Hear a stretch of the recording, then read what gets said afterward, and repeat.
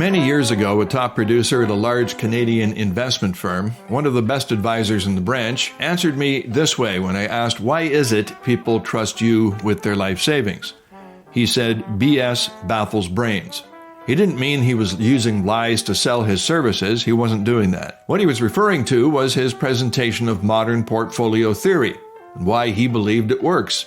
It was his way to deal with the calculus-linked galaxy of correlation and performance assumptions that forms the foundation of most people's wealth management accounts. In simple terms, he was saying, don't worry about it, I'll do the math.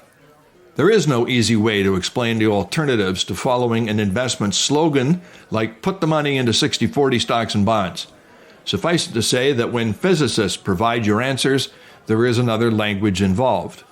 I'll let Rasheed begin with the other side of the coin. If I accept that the unreasonably well-accepted universal truth of 60-40 isn't what I need, where else can I go for some answers on where and how to invest? The other thing we can do is use math, right? So finance theory in the 1950s came up with this idea of how we should pick our portfolios. Under very, very specific assumptions, we get some very concrete and formal asset allocation strategies. I guess what I'm trying to say is we either have this meme, this lazy 60-40 that we can turn into something that's not 60-40, but something close, which really has no basis in science. No basis in history, I should say.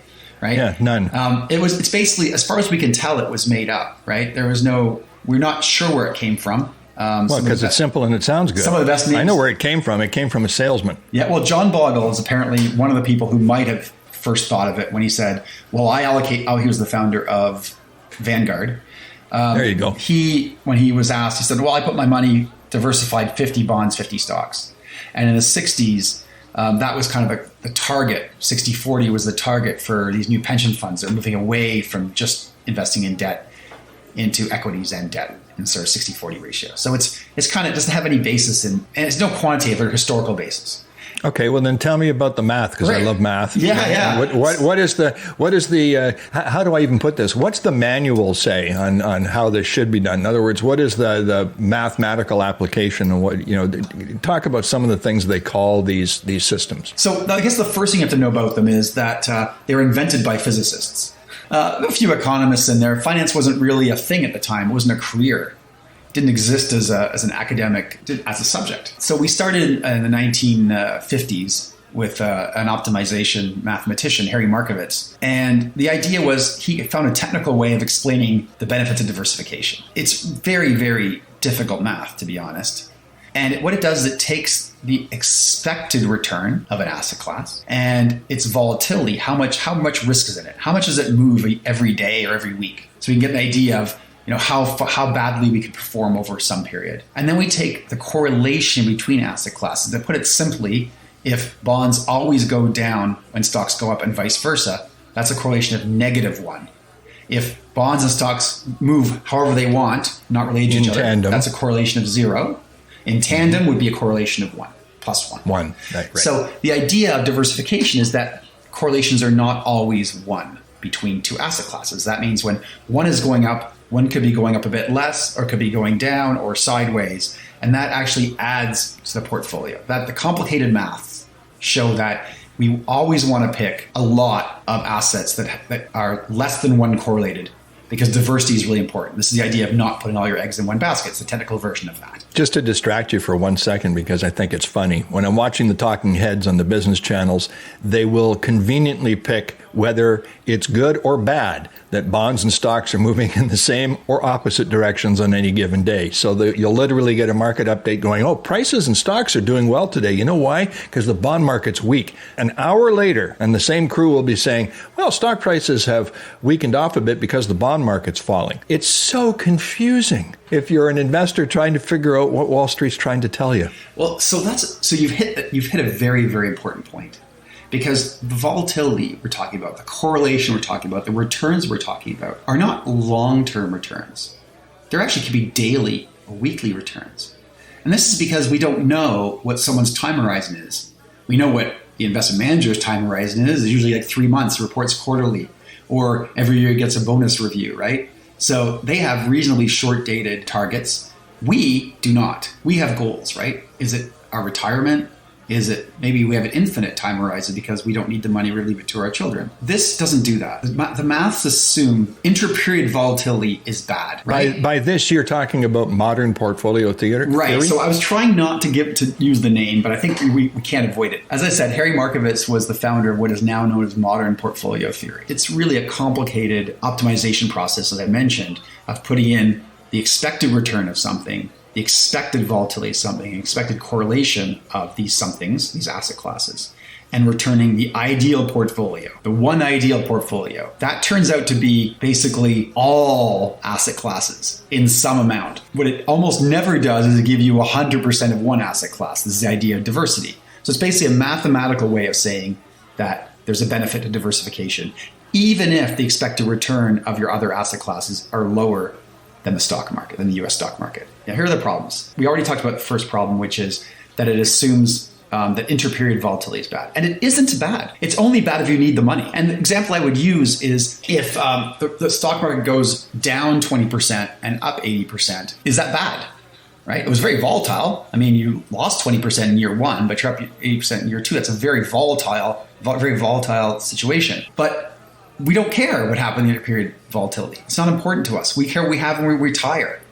So that inter-period volatility, that sort of the volatility and correlations we're talking about are irrelevant to us if we have, Easier if we have said a long than enough done. time horizon. Easier said than done. I was a retail portfolio manager, and I'm telling you, short-term moves. I would explain the math on personalities to people this way. You and I both had to write all those exams on capital asset pricing models and correlation and do a lot of math.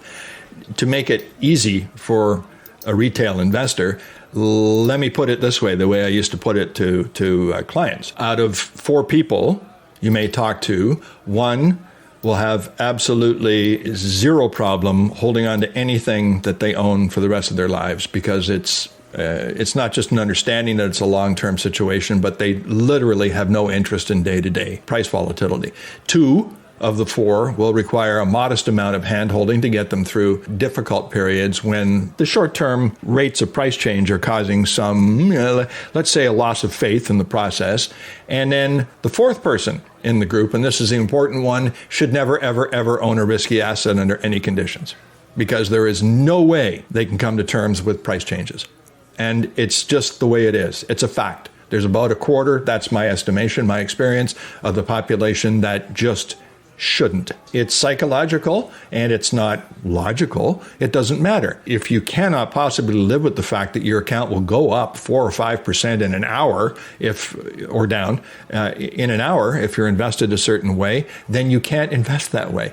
If you can't live that way. Short term is super important to the psychology of it. It is not related to what your long-term goals are going to be, and if you're going to achieve them. So that sort of takes us to point 2, that the whole concept of volatility as a risk measure is flawed. This is volatility is measuring daily or weekly changes, right, of prices. So you say, well, in an average market, this stock goes up this much and this stock goes down this much on the same day. So therefore, they're kind of loosely correlated. But markets have fat tails. We have bad days. We have bad weeks. Fat tails means we're going to get to they can move a lot. It means that when they move, they can move an unbelievable amount, much more than way more than you think would allow.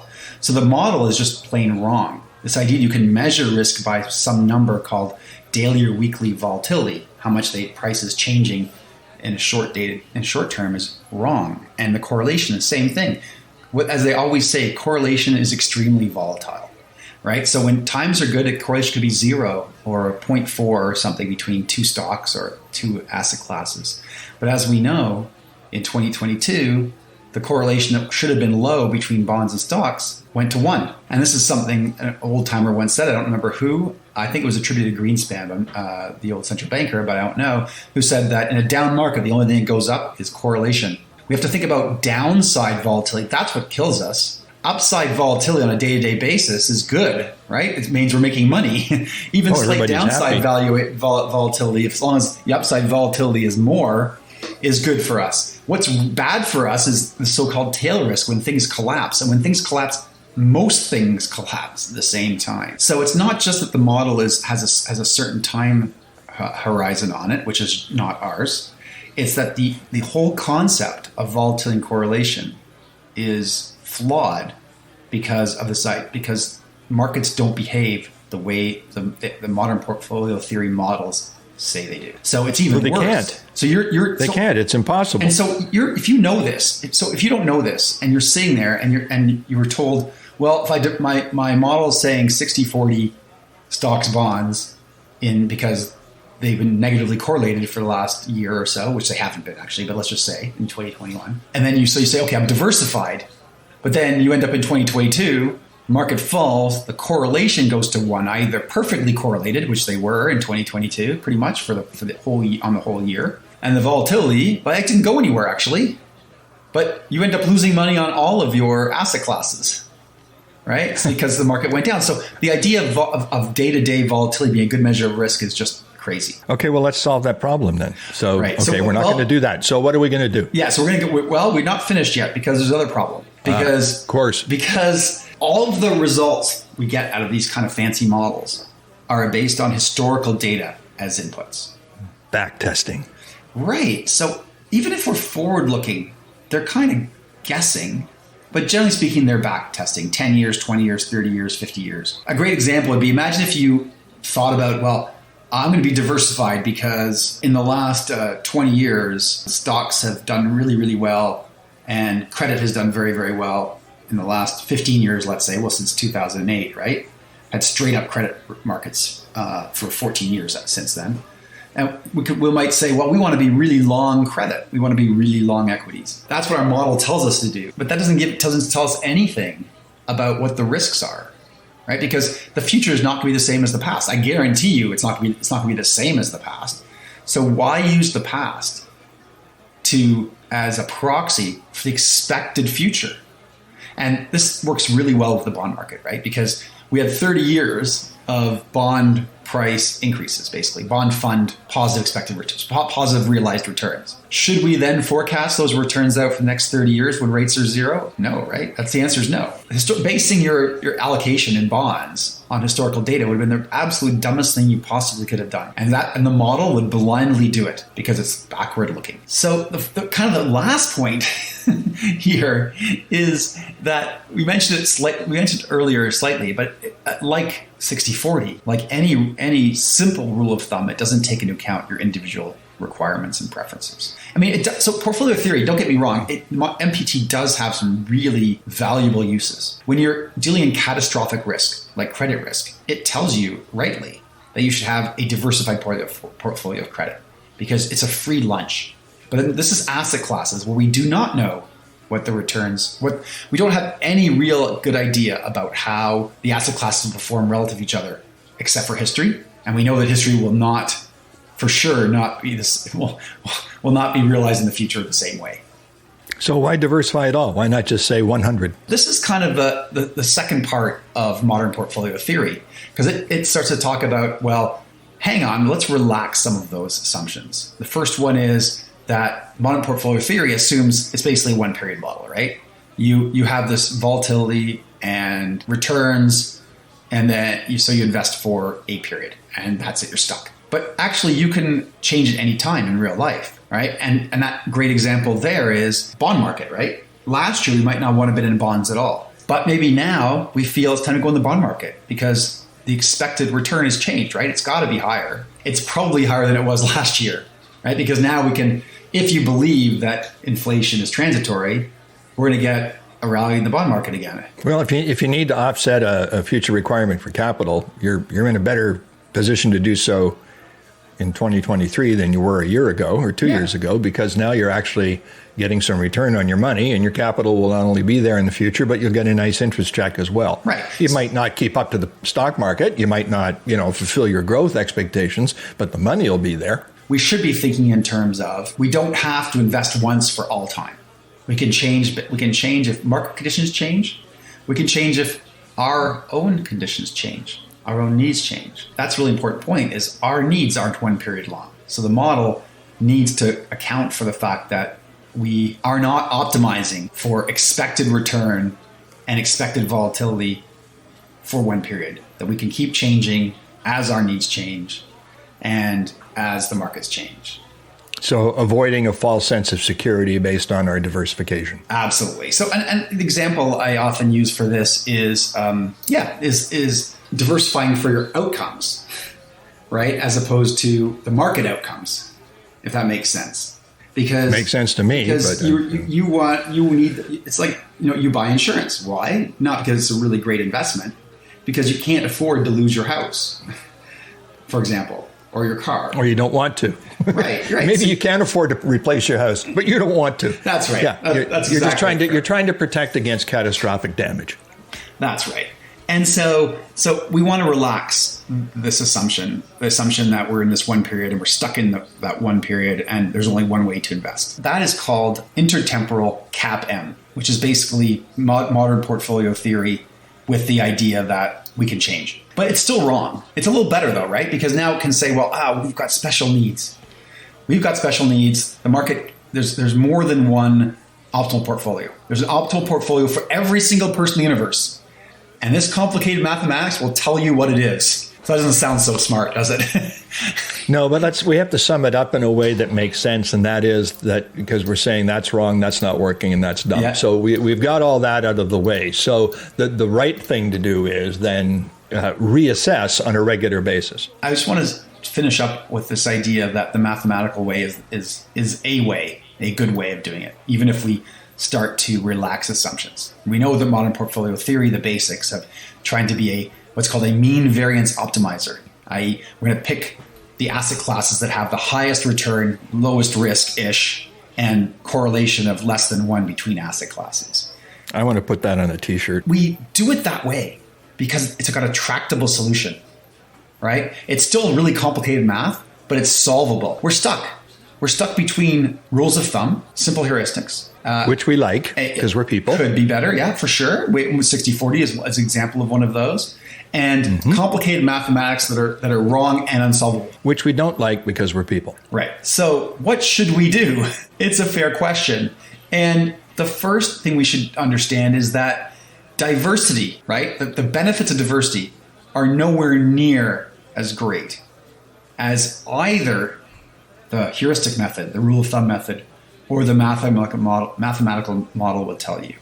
That is that you could say I'm diversified because I'm in stocks and bonds, and on the average year, stocks and bonds, if there's a problem, on average year they don't move in the same direction, and in a down year even they don't move in the same direction. But that doesn't tell you anything about any specific year or even any specific decade, as I mentioned before, right? We had both went down in 2022, both went down for 10 years in the 1970s. So it's not. So it's kind of a chimera, right? It's a false sense of security to say, I'm going to rely on diversity to save my portfolio. This is why we talked about in the 60-40 that we should think in terms of risky assets and non-risky assets, as opposed to risky assets and assets that the theory, the heuristics, the 60-40 theory, for example, or this complicated model tells you are lower risk, if that makes sense. It makes complete sense. Maybe we shouldn't be looking for a simple heuristic, a simple meme like 60-40 as a solution to the problem that I want to own things that never ever go down. That's right, exactly. So you're right. So things can go down for very long periods of time. So you do want some diversity. It does make sense that you want to be in a bunch of asset classes. So at least that much we could all agree on. That's what 60-40 is telling you in a very simple way, and that's what modern portfolio theory is telling you in a very complicated way. We have to understand that it's not necessarily risk reducing over any certain time horizon to be in multiple asset classes. So we have to think about and we have the idea that we can never predict the expected returns or the expected risks. It's impossible. I mean, maybe you can do it. Maybe someone like Renaissance Technologies, Jim Simons, can do it, over short time horizons with his many supercomputers. But he's one of the, he's ex-CIA codebreaker, right? CIA codebreaker. So he can do it, but we cannot. So we have to kind of just roll the dice. We have, and be happy with the way we've rolled them. Sleep at night. Right? Yeah. So I propose a hybrid model. So I start with, here's how much money I have. Here are what my goals are.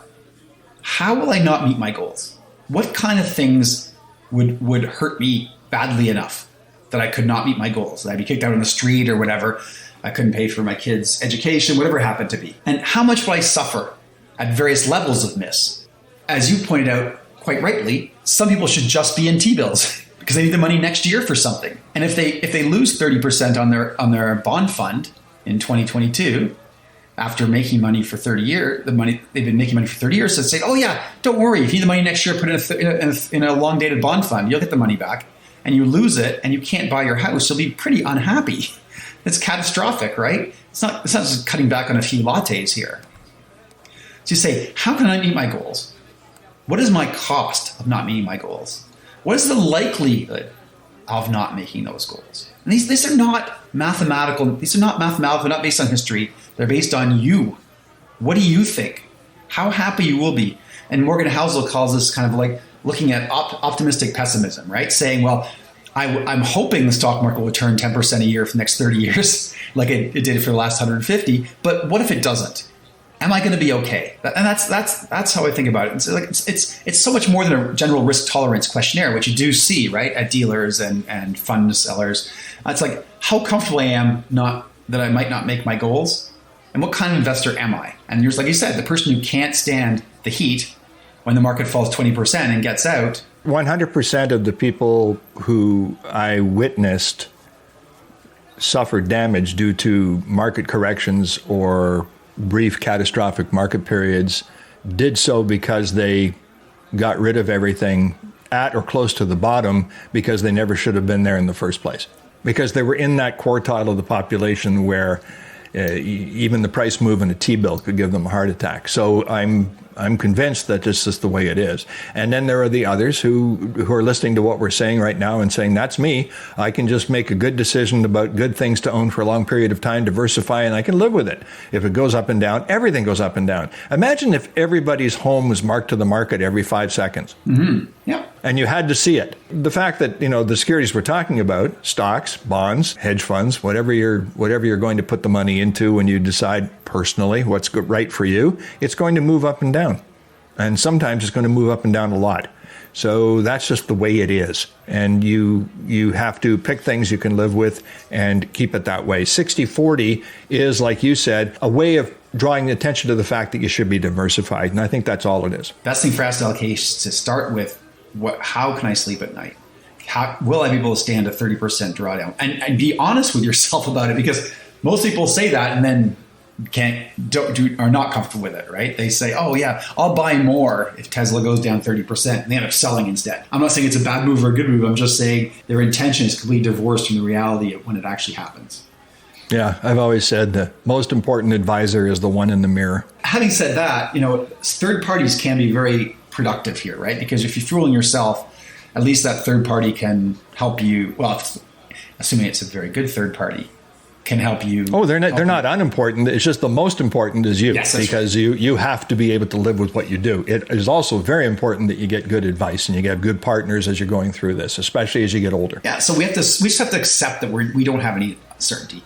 We love to listen to the macro talking heads and read the analyst reports and everything else, and they always talk in certainty, right? We do not know. Oh yeah, it's a gimme. We don't know what the stock market is going to do next year. I love when I hear from 3 different parts of the same firm. I see one day I'll see JP Morgan says market to crash. You'll see the same day in their service, JP Morgan says buy stocks. Or you can see the headlines right beside each other in the newsfeed. Yeah, but it's the same company. Stock market crushed by technical outlook. Next headline, stocks booming. Yeah. Thanks to Fed action. So you're going like, okay, are they going down or are they going up? Some people act like they know. And all these models. Crazy. Yeah. All these models assume that you know a lot and are certain about a lot of things which you do not know. You do not know what distribution of equity returns are going to be for the next day. Never mind the next. Well, some people do, but not for the next year. Certain equities sometimes, right? Like the big quant funds, or the big market makers sometimes. I guess more than not, otherwise it wouldn't be in business. But that's not the day-to-day investor. Over 1 year, 5 years, we have nobody knows, and therefore you can't allocate assets that way. What you can do is have some ideas of what risk premiums you want to try and harvest that you believe in, and that if they go wrong, you'll still be okay. That Good. if you have to have one or two less lattes, that's fine. If you can't buy your house, that's less fine. If you're going to starve to death eating cat food, that's really not fine. We have to start with that. Start with our emotional needs, our physical needs for our money, and work backwards from there and say, well, what am I going to invest in that will maximize my future utility? I.e., the idea that I'm going to take some risk, because if I don't take risk, I don't make money, right? I need to just put your money in the mattress. You're going to lose money, right? Because of inflation. So you have to put it somewhere. Take risk to make money. Those are risks you have to live with and understand that you'll never really be sure if you're making the right decision or not. I would go one step further and say, when you're making the decision, assume the absolute worst. Assume a catastrophic outcome and make sure that you're still okay with what you're doing. That's right. And by catastrophic outcome, I mean assume an extremely poor price performance. And are you still going to be okay? Yeah. Don't go into it and say, all right, if I do all these things, the absolute best news at the end of the rainbow is what I'm going to get. No, it's not. It's going to be something different. It's going to be much different than the historical numbers. Always, it's going to be. Yeah. And it's not going to be exactly what you think it's going to be. So assume it goes terribly for short or medium periods of time, and then make your decision. Absolutely. The path is really important here, right? The journey can be emotionally difficult, but the end game is the most important thing. How do you end up, right? Do you meet your needs or not? I think that's really important here. And we don't know in advance how that's going to be. We're going to take some risk to make some investment money, and that can work really, really badly against you. Historically, we've had positive return in these asset classes, in commodities, in equities, but it's a bumpy ride, and at times they will move together in ways that these heuristics and these complicated mathematical models cannot explain. So you have to be comfortable with that, or anticipate. So you have to be comfortable with the fact that you do not know what's going to happen in the short run, medium run. You hope you have some idea that you're harvesting these risk premium in the long run.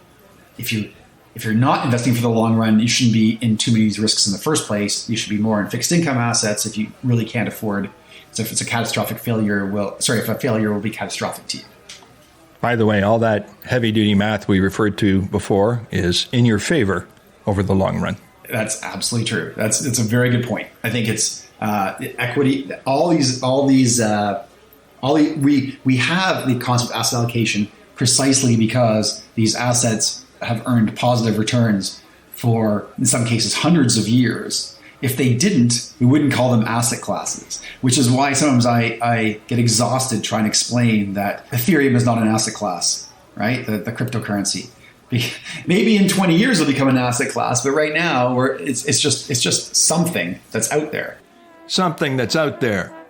Things we might mistake for assets because they attract money and attention. We have so much more to share on these very important topics. At the Rotterdam is a conversation about people's interaction with money.